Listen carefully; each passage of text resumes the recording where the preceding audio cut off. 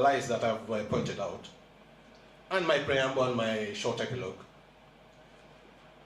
we have to have a deep reflection as the integrity of not only our education system, but the economy and country as a whole is at stake.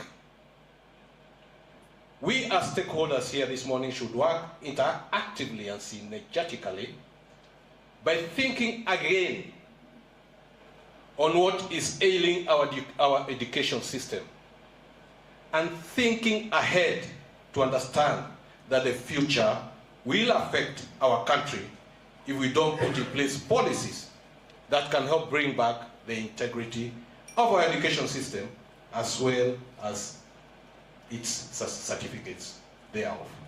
Only then, and only then, can we have good citizens and a country to be proud of. Thank you very much for listening to me.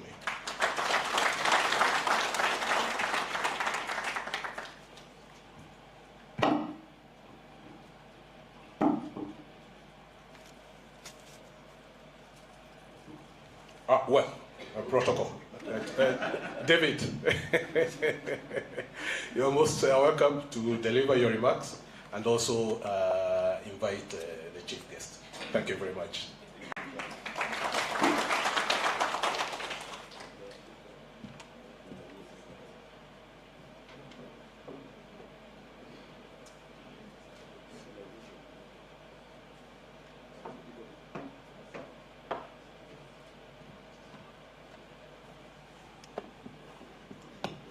Thank you. Thank you very much.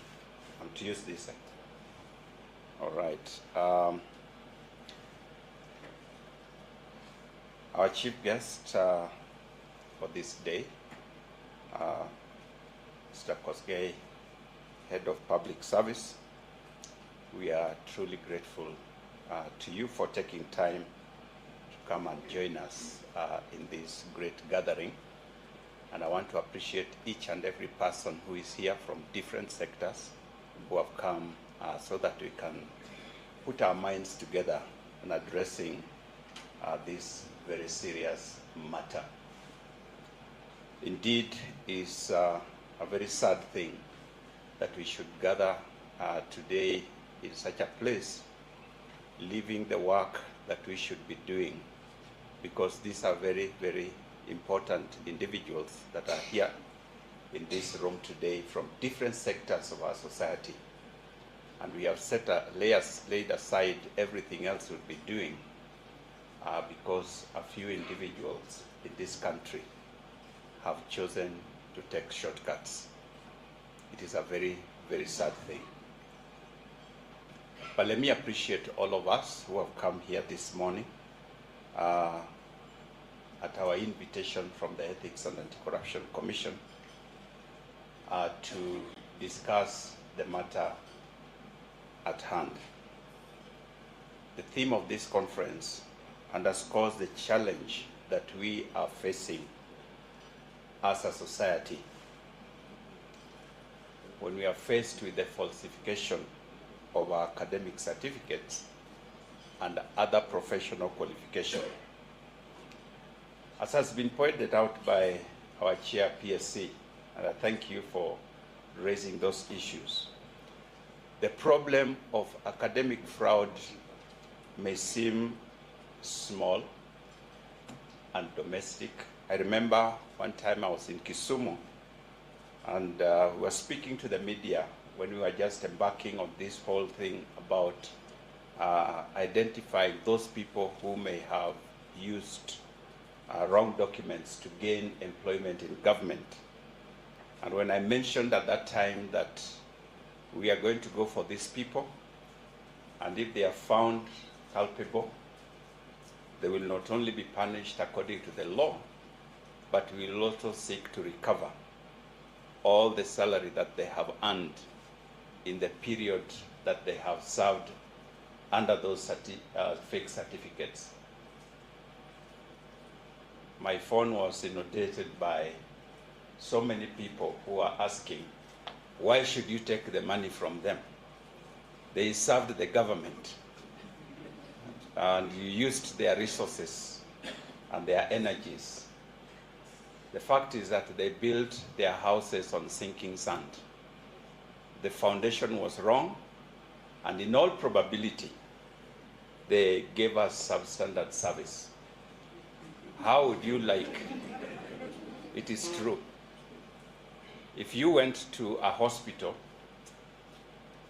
that is, and the doctor that you're going to see never saw the inside of medical school, but has a genuine certificate of being a doctor, and he chops off your head instead of your leg, will you be saying he is delivering good service? And that is happening in this country. So we are going to continue to fight this. But the reason that we called this meeting is because, as our CEO has pointed out, when we started in this process, we thought we were going to deal with a few people here and there. But we have come to the place where we realize that this is actually a pandemic. It is widespread across different sectors. And as EACC, we only deal with those people in the public service. And if what we are seeing in the public service is anything to go by, it means that possibly a similar problem is also in the private sector.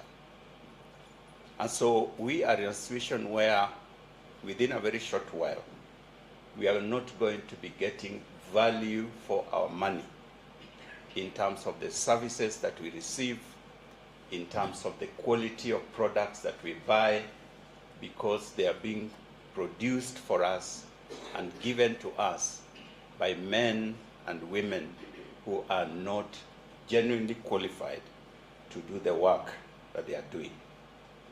Kenya is renowned worldwide for the quality of its human capital, and Kenyans are a hot cake when it comes to getting people to serve in other countries, because we have consistently over the years produced very high quality academics, people who have gone through a rigorous system of study and proved themselves.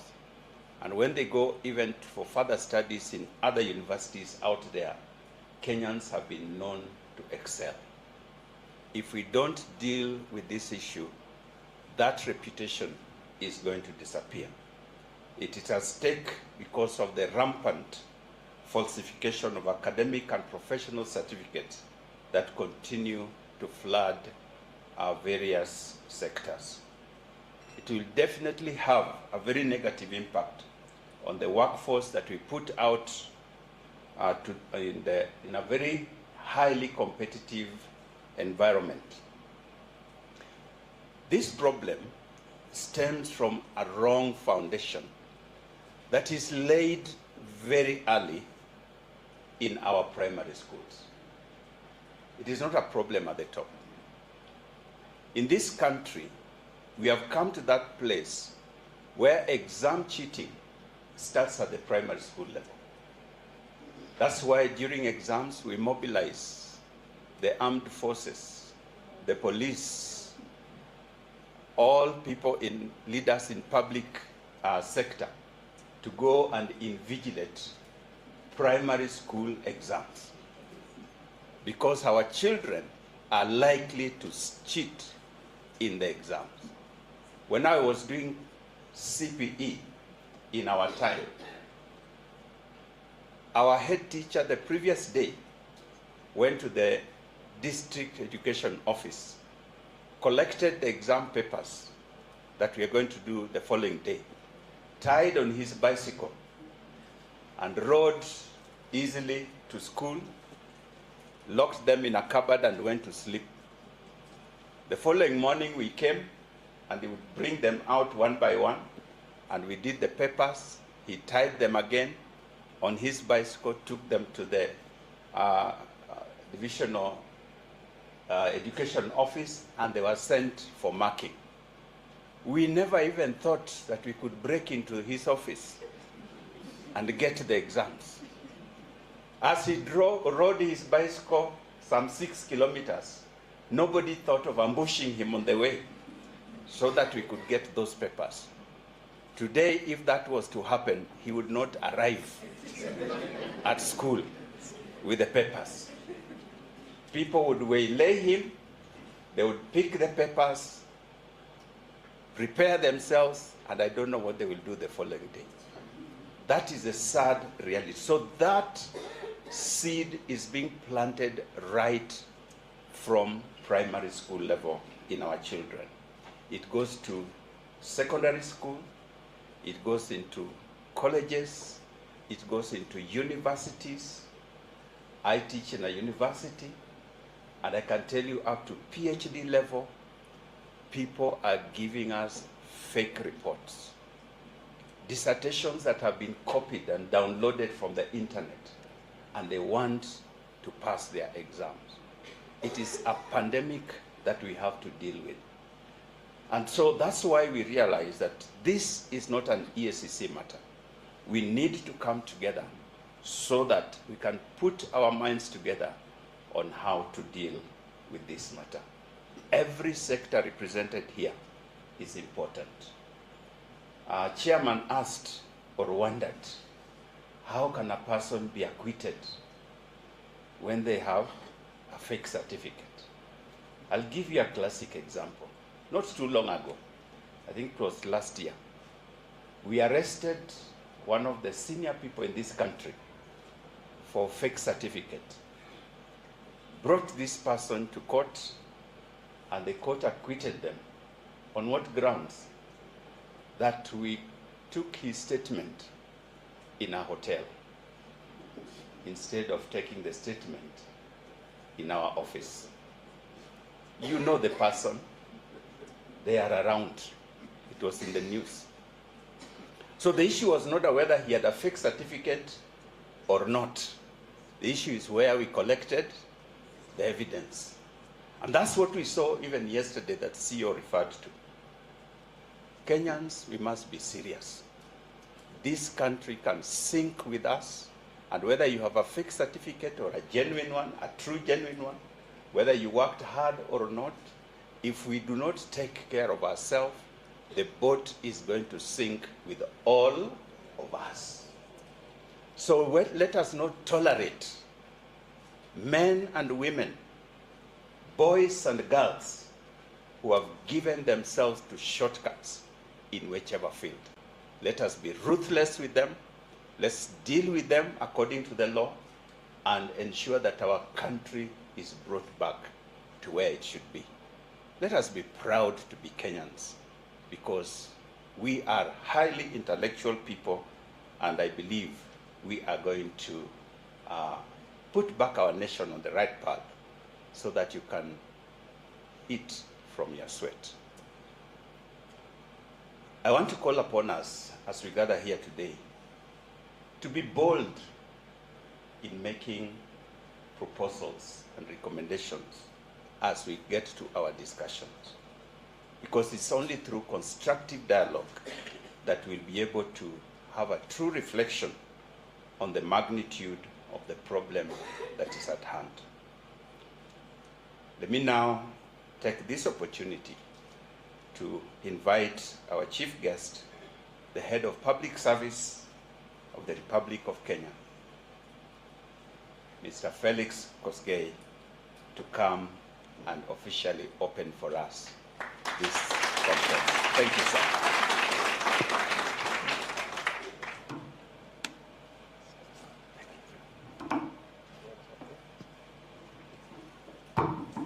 Thank you very much, Chairman of Ethics and Anti-Corruption.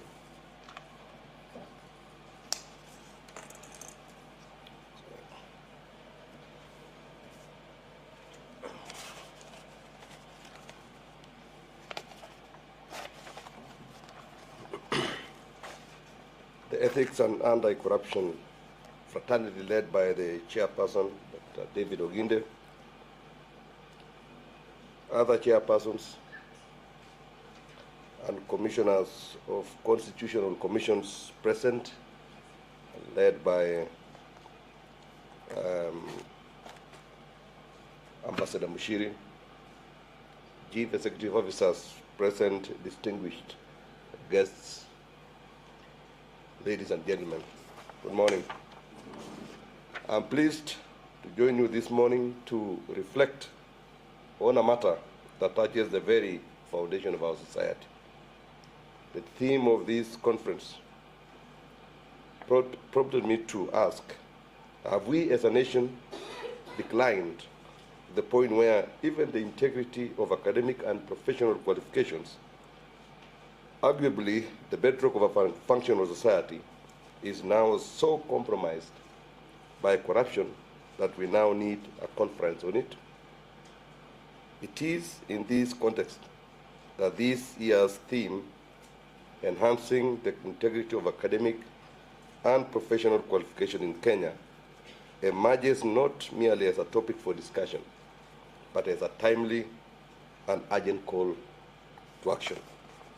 This theme reminds us of the ground we must reclaim in confronting corruption and restoring public trust in institutions. For if the pathways to knowledge and professional excellence are contaminated, then the moral spine of the nation is grossly weakened.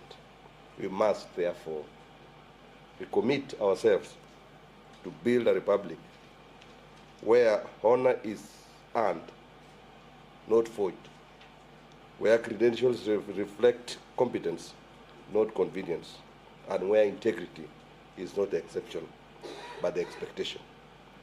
Ladies and gentlemen, as I prepared for this conference, I was reminded of the profound weight of the task before us,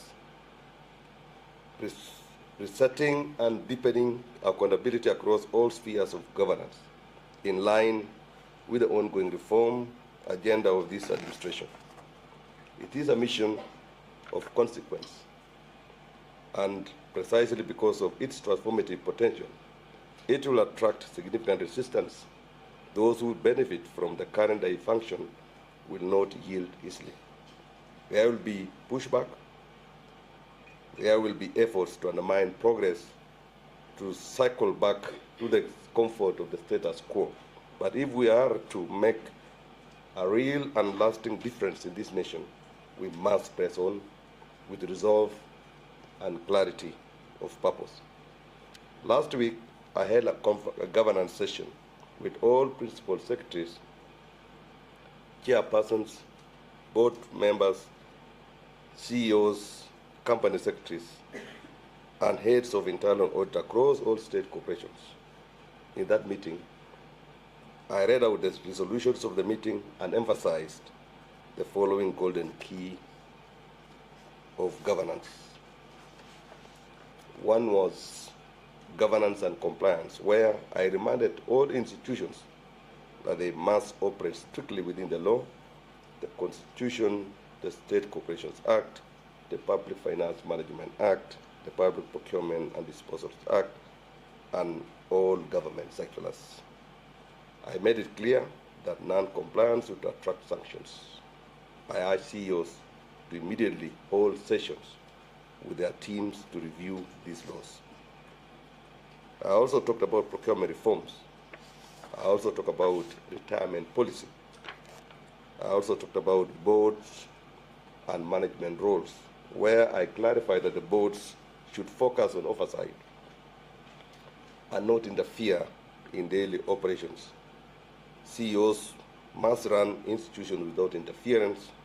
I added that reports from the Inspector General for State Corporations must be acted upon without delay, and ignoring them would be treated as sabotage. I also talked about audit committees. I also talked about ongoing state corporations reforms.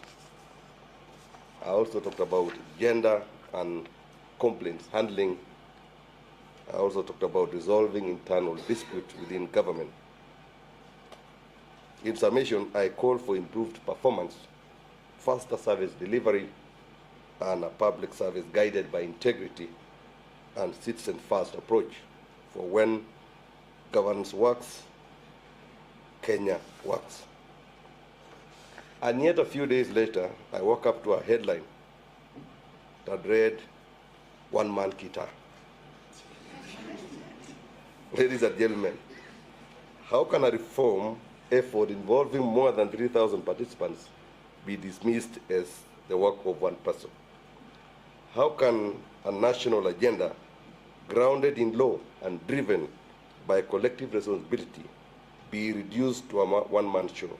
Such framing trivializes the shared commitment of an entire public service. But why? Because changes often, at times, is greeted with pushback. I found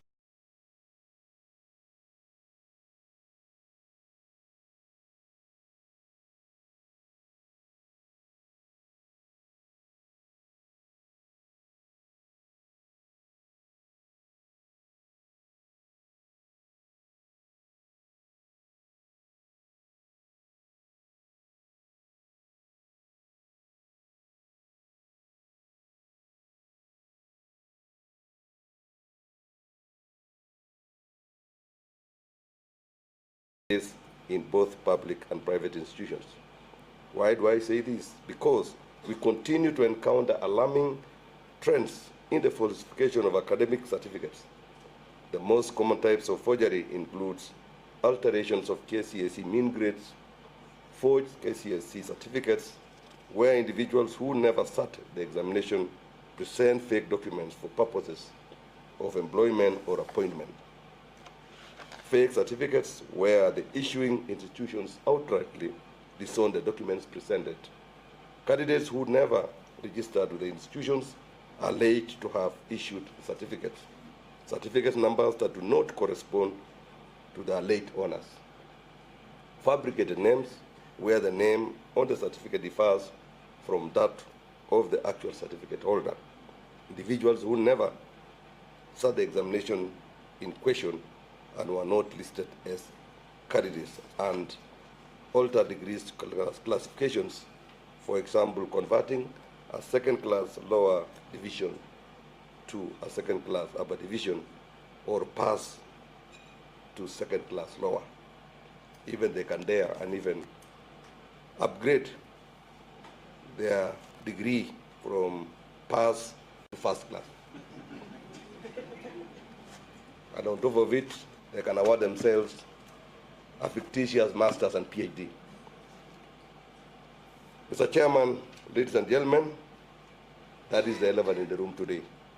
I am therefore confident that this conference will not only provoke rigorous discussion, but will also yield concrete recommendations for multi-sectoral action, because lasting solutions require the commitment and participation of all stakeholders, whether in government, academia, regulatory agencies, or the private sector.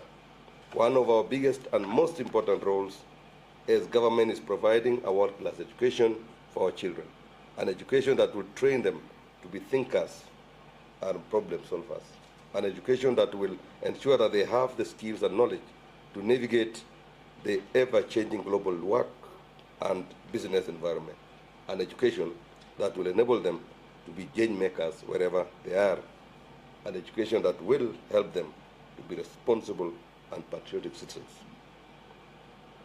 Nelson Mandela once said, "The power of education extends beyond the development of skills we need for economic success. It can contribute to nation building and reconciliation." As such, falsification of academic and professional certificates stands in the way of our nation building aspirations, because it leads to unqualified and often uneducated people holding important positions across our public and private sector. These people are completely unable to steer our nation to the greatness that we aspire to. Additionally, having these people in our workforce negatively impacts the morale of Kenyans who earn their academic qualifications through hard work and honesty. It makes our populace question the integrity of both our public and private sectors. Ladies and gentlemen, as part of the institutional response to this menace, I am informed that the Public Service Commission issued a directive requiring all public institutions to authenticate the academic and professional certificates of their staff. According to the report on the validation of academic and professional certificate in the public service issued by the Commission in February 2024, preliminary findings paint a deeply concerning picture. Out of 53,000 cases referred to the Kenya National Examination Council by 91 public institutions, 1,280 certificates were confirmed as forgeries. This verification exercise was still ongoing at the time of reporting. Just imagine 1,280 certificates were confirmed as forgeries. These are likely to belong to CEOs, chairmen of parastatals, board members, policemen, investigators across institutions. And just imagine the product of these fake fellows. They will drive the country in the opposite direction. Not because they want, but because of their limited knowledge and expertise. Separately, in 195 MDAs, including universities and other tertiary institutions, 29,000 officers underwent certificate authentication. Shockingly, 787 officers were found to have secured appointments, promotions, or redesignation through fraudulent documents. 787 officers. The findings further indicate that forgeries span all levels of the education system: secondary schools, TVETs, and universities, both local and foreign. This is not a marginal problem. It is a systemic one. Further, data from 2023-2024 values report on certificate authentication reveals 358 institutions reported conducting authentication exercises for 168,000 officers. Out of these, 859 officers were found with fake academic certificates, while 24,000 were not authenticated at all. A further 160 officers were found with fake professional certificates. State corporations and semi-autonomous government agencies are the highest number of reported forgeries, about 70%, followed by public universities with 116 cases. Only 49 institutions reported having forwarded the names of implicated officers to the Ethics and Anti-Corruption Commission and the Public Service Commission. Yet, 43 institutions could provide actual evidence or having done so. Alarmingly, 4 institutions submitted lists of implicated officers that did not match the number of confirmed forgeries within their organization. So we can go on, and simply put, it paints a very, very dark space. That the people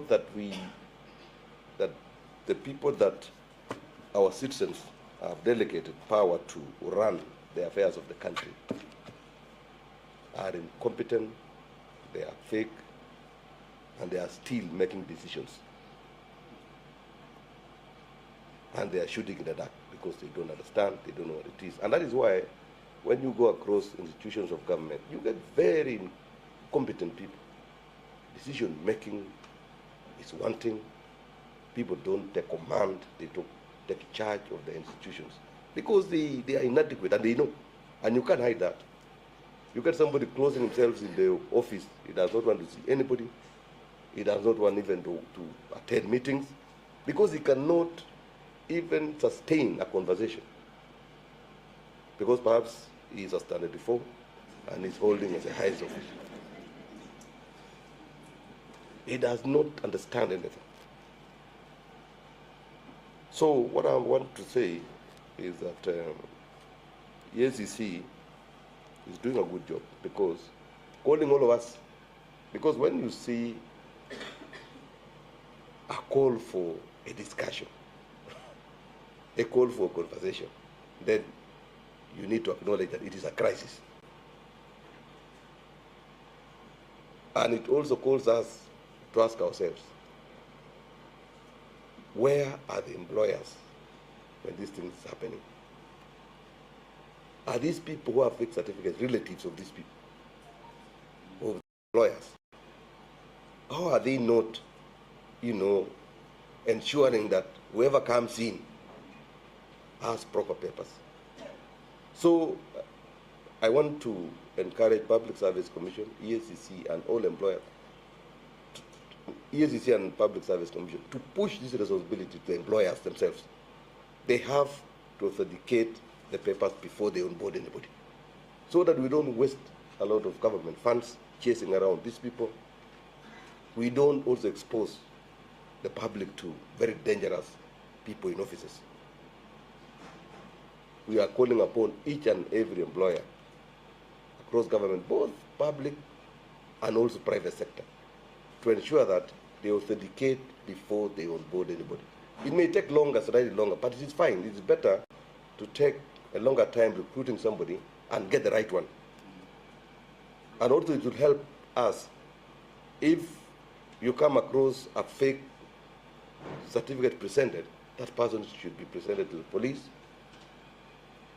for action to be taken. It is important too that the people who bring these people on board take responsibility too.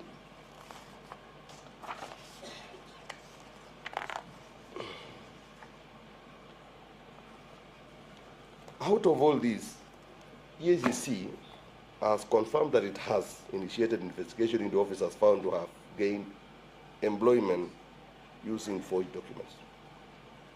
A majority of institutions have taken steps to authenticate certificates, but the status of verification for most officers remains unclear. They go also around and compromise even those who have employed them. So you realize that even if EACC puts their foot forward, trying to do investigation, sometimes the management of institutions that are targeted are very reluctant to share information. The institutions that are supposed to cooperate with EACC in hastening the process of the authentication also are reluctant to do it, and therefore government spends too much money in trying to ensure that the certificates are genuine or not. So it also drives us back to what I said, that let us deal with it at the gate of entry.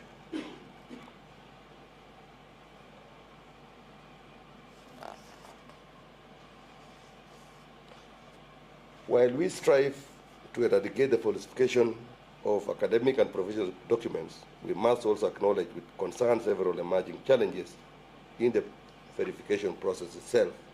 The first one is many academic and professional qualification records remain undigitized, complicating efforts to verify credentials efficiently.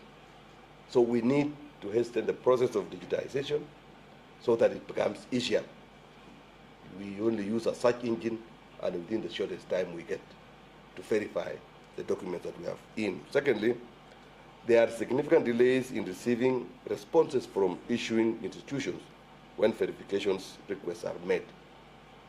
Commission of University Education, Kenya National Examination Council, and those other institutions around authentication, they need again to work very closely with EACC and respond as fast as they can. There is also the cost